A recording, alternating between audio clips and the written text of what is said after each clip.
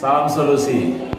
Teman-teman semua, kita hari ini akan menemui beberapa kelompok dan dalam kelompok ini nanti akan mendiskusikan sesuai dengan topik-topik yang sudah dibagi. Kita berharap ada masukan, ada kritik, ada pertanyaan dari kita yang sedang mengamati video ini. Mudah-mudahan ini menjadi salah satu bagian dari proses pembelajaran kita supaya kemudian hari kita menjadi lebih baik lagi.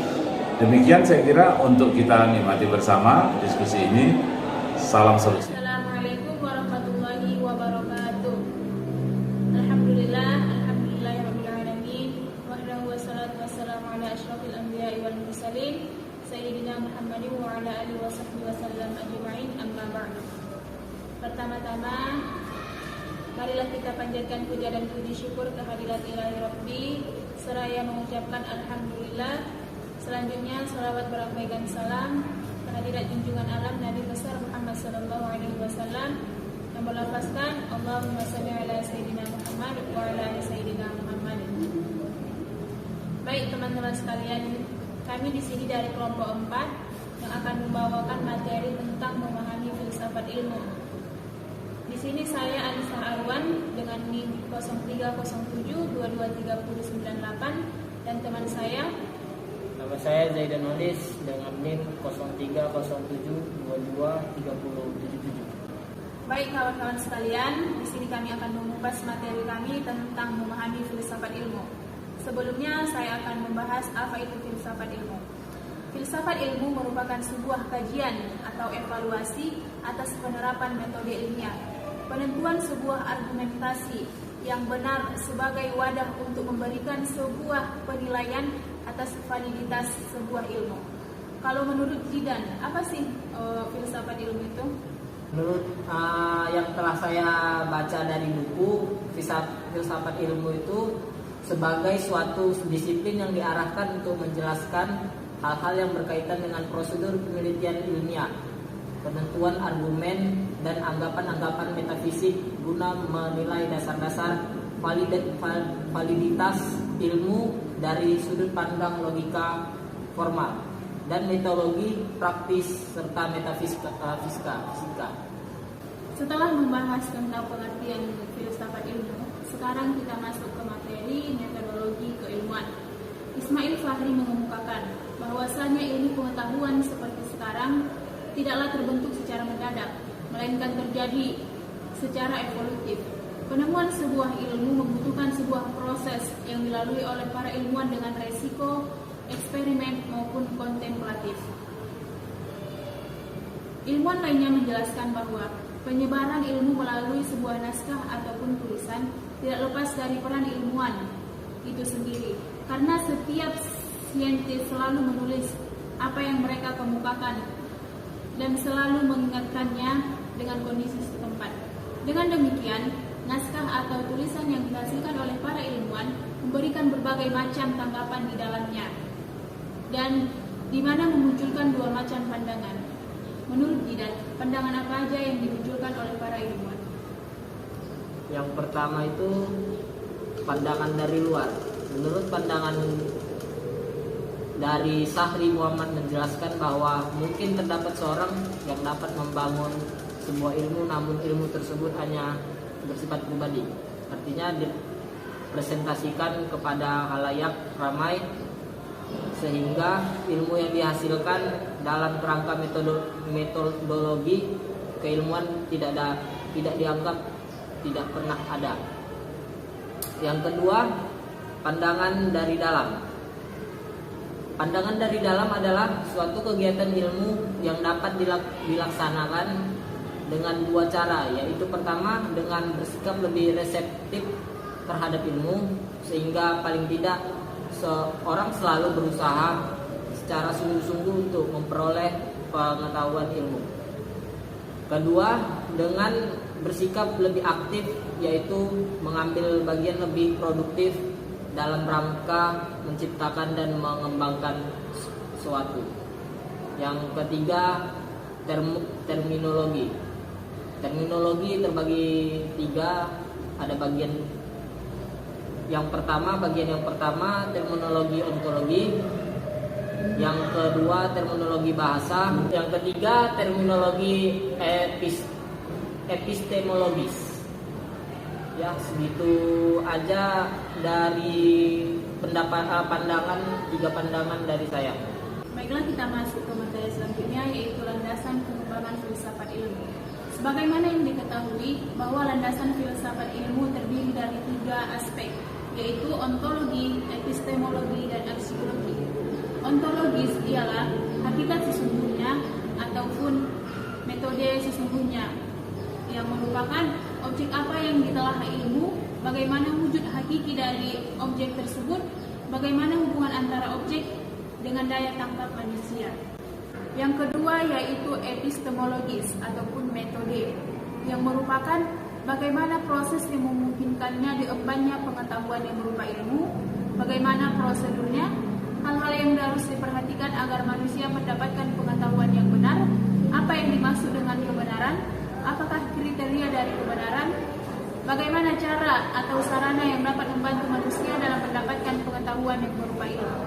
Dan yang ketiga ialah aksiologis ataupun manfaatnya, yang berupa untuk apa pengetahuan yang berupa ilmu tersebut digunakan, bagaimana kaitan antara penggunaan tersebut dengan kaidah-kaidah moral, bagaimana penentuan objek yang ditelah berdasarkan pilihan-pilihan moral, bagaimana kaitan antara teknik prosedural yang merupakan operasionalisasi metode ilmiah dengan norma-norma moral.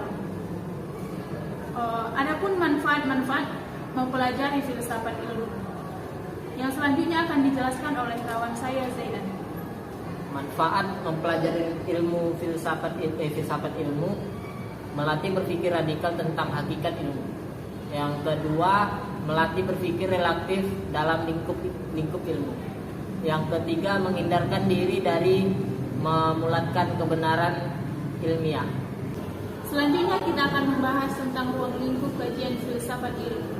Kalau menurut Jidan, bagaimana sih ruang lingkup kajian filsafat ilmu itu? Menurut saya, ruang lingkup kajian filsafat ilmu adalah membahas secara mendalam atau komprehensif mengenai ilmu pengetahuan yang meliputi metode ilmiah, cara berpikir ilmiah, dan lain sebagainya. Terdapat juga beberapa permasalahan yang dikaji dalam filsafat ilmu, di mana permasalahan ini yang menjadi kajian sentral filsafat ilmu.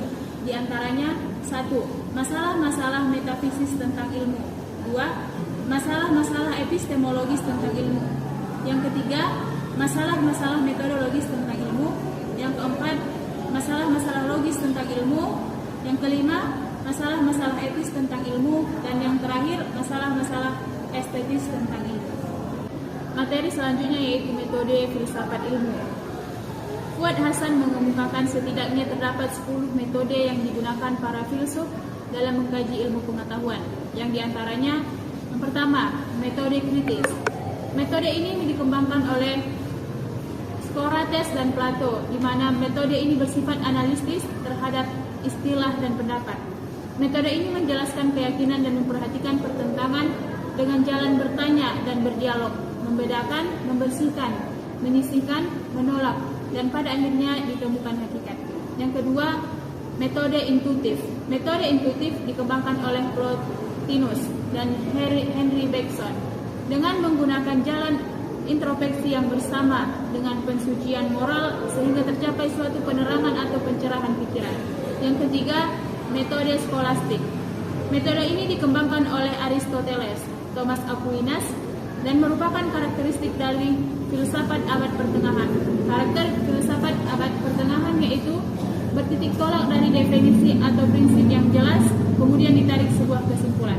Yang keempat, metode filsafat. Metode ini dikembangkan oleh René Descartes yang berpangkal pada analisis mengenai hal-hal kompleks, kemudian dicapai sebuah institusi akan hakikat yang sederhana dan lebih terang. Dan yang kelima, metode geometri. Metode ini dikreasikan secara matang oleh René Descartes dan pengikutnya. Menurutnya, hanya pengalaman yang menyajikan pengertian yang benar, maka semua pengertian atau ide dalam introspeksi dibandingkan dengan cerapan-cerapan dan kemudian disusun bersama secara geometris. Dan saya akan melanjutkan metode-metode lainnya. Yang keenam, metode transendental. Metode ini dikreasikan oleh Immanuel Kant, filsuf berkebangsaan Jerman, di mana metode ini dikenal juga metode non-skolastik. Ketujuh, metode fenomenologis. Metode ini dicetuskan oleh Edmund Husserl yang beraliran eksistensialisme. Metode ini yang ke-8, metode dialektis. Metode ini dirintis oleh Hegel dan Karl Marx, filsuf berkebangsaan Jerman, yaitu metode yang digunakan untuk mengikuti jalan dinamika pikiran atau alam berpikir sendiri. Yang ke-9, metode neopositivis. Metode ini menjelaskan bahwa kenyataan dapat dipahami menurut hakikatnya dengan jalan menggunakan aturan-aturan seperti berlaku dalam ilmu pengetahuan positif. Yang ke-10, metode analitika bahasa. Metode ini dikembangkan secara sistematis oleh Ludwig Wittgenstein. Metode ini menguraikan dengan jalan analisis pemakaian bahasa sehari-hari yang menentukan sah tidaknya ucapan filosofis, serta bahasa merupakan bola permainan makna bagi si pemiliknya. Baiklah, dari sekian materi yang kami jelaskan dapat diambil kesimpulan bahwa filsafat ilmu adalah suatu bidang studi filsafat yang objek materinya berupa ilmu pengetahuan dalam berbagai jenis dan perwujudannya, yang mencakup ontologi, epistemologis, dan aksiologi, yang dimana ontologi adalah hakikat sesungguhnya, epistemologis adalah metodenya, aksiologi adalah penggunaan yang lebih bermanfaat. Sekian dari video kami ini. Jangan lupa like, comment, dan subscribe. Assalamualaikum warahmatullahi wabarakatuh.